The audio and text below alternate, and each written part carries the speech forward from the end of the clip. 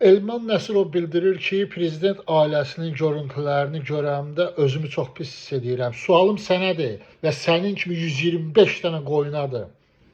Bəs müxalifət camisinin şantaj eləyəndə, yataqlarına burnunuzu soxanda, kamera qoyanda, bizim anamızı söydürəndə, uşağımızı söydürəndə, keçmiş həyat yoldaşımızı söydürəndə utanmırsınız? Ay vicdansızlar, ay qanı pozuqlar.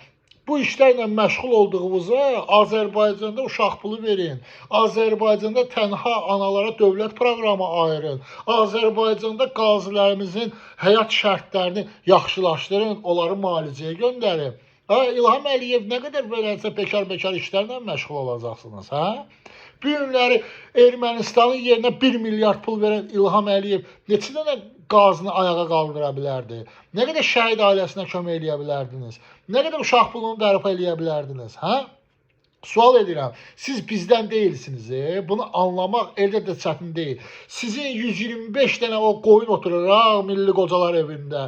O Milli Qocalar evi ancaq Azərbaycan xalqının əleyhinə işləyir. Azərbaycan xalqının lehinə bir dənə qərar çıxartmamışsınız orada. Ancaq yaltaqlıq, məhdaxlıq, yalandan durub prezidentə, onun ailəsinə əl çalmaqla məşğulsunuz. Siz necə insansınız?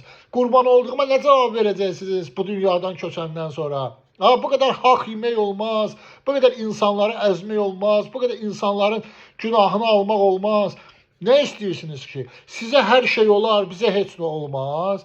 Gedin, dalınıza şillə vurun, başa düşdünüz? Adam olun, Azərbaycan xalqını incitməyin, istefa mədəniyyətini göstərin, basın bayra çıxın, cəhənnəm olun, ölkəmizi tərk edin.